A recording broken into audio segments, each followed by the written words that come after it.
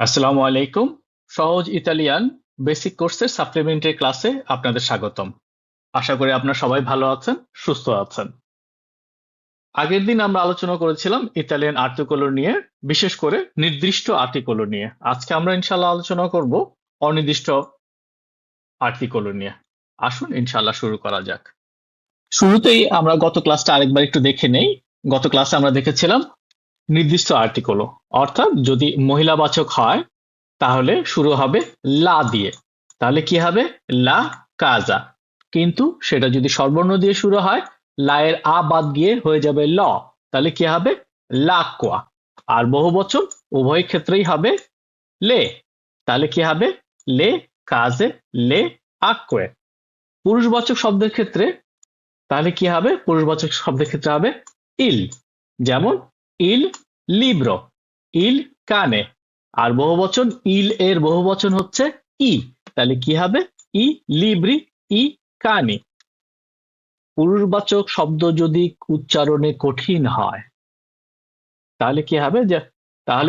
তাহলে হবে লো। যেমন লো স্পর্তেল্লো। আর যদি সেটা স্বরবর্ণ দিয়ে শুরু হয়, লো এর অ বাদ গিয়ে হবে ল। তাহলে কি হবে? লামিকো। বহুবচন এক্ষেত্রে হবে লি। তাহলে কি হবে? লি স্পর্তেল্লি লি আমিচি।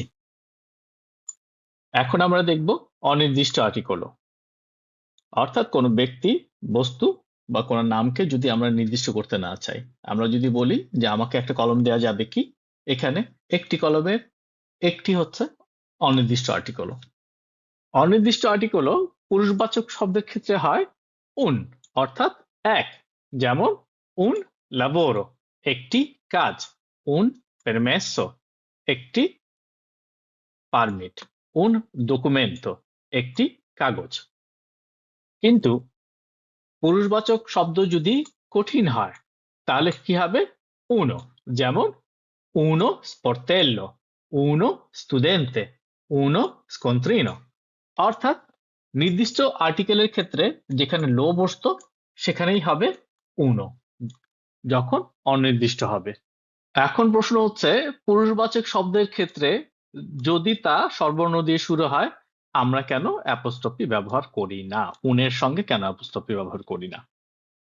অ্যাপোস্ট্রফি তখনই হয় যখন কোনো একটা আর্টিকেলের শেষে স্বরবর্ণ থাকে এবং মূল শব্দ স্বরবর্ণ দিয়ে শুরু হয়। সেক্ষেত্রে আমরা আর্টিকেলের স্বরবর্ণটা বাদ দিয়ে সেখানে অ্যাপোস্ট্রফি ইউজ করি। যেমন উনা আমিকা হয়ে গিয়েছে উন apostrophe amica, যেটার উচ্চারণ হচ্ছে উনামিকা। পুরুষবাচক শব্দের ক্ষেত্রে মূল আর্টিকেল হচ্ছে উন, এখানে শেষে কোনো স্বরবর্ণ নেই, সুতরাং আমরা কোনো অ্যাপোস্ট্রফি ব্যবহার করিনি। এতক্ষণ আমরা দেখলাম অনির্দিষ্ট আর্টিকেলের এক বচন। প্রশ্ন হচ্ছে বহুবচন কি? উত্তর হচ্ছে বহুবচন নেই। সুতরাং উন লিব্রোর বহুবচন উন লিব্রি হবে না। উনা কাজার বহুবচন উনা কাজে হবে না।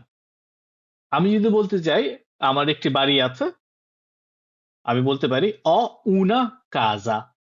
কিন্তু আমার যদি একের অধিক বাড়ি থাকে তাহলে আমি বলবো অ কাজে, নো আর্টিকলো। আমি যদি বলতে চাই যে আমার কিছু বাড়ি আছে, কিছু বই আছে, তাহলে আমি বলতে পারি দেই লিব্রি, যেটা হচ্ছে প্রিপোজিশন, যেটা আমরা ইনশাল্লাহ আগামী ক্লাসগুলোতে দেখব।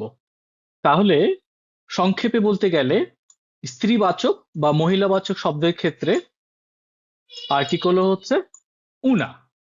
যেমন উনা কাজা। স্বরবর্ণ দিয়ে শুরু হলে উন। যেমন উনরা। পুরুষবাচক সাধারণত হয় উন। যেমন un lavoro। স্বরবর্ণ থাকলেও un amico।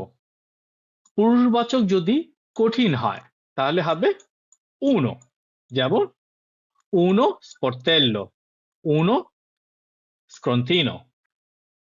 মনে রাখতে হবে কোনো বহুবচন নেই। তাহলে মনে রাখার সহজ সূত্র কি? যদি আ দিয়ে শেষ হয় তাহলে সাধারণত স্ত্রী বা মহিলাবাচক।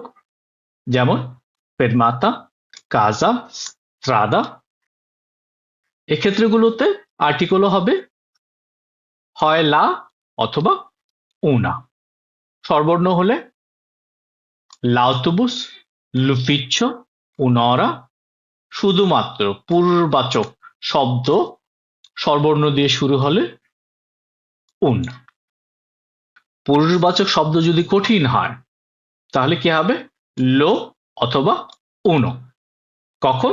যখন এস এর সঙ্গে ব্যঞ্জনবর্ণ থাকবে অথবা ইক্স, ইপসিলন, জেতা, জিএন এবং পিএস দিয়ে শব্দ শুরু হবে, তাহলেই আর্টিকেল হবে লো অথবা উনো।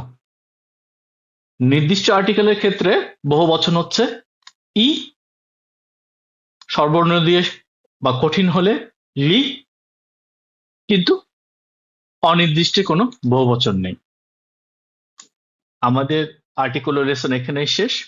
আপনাদের যদি আরো প্রশ্ন থাকে, কোনো ব্যাপার যদি এখনো অপরিষ্কার থাকে অথবা কোনো পরামর্শ থাকে, তাহলে অবশ্যই আমাদের জানাবেন।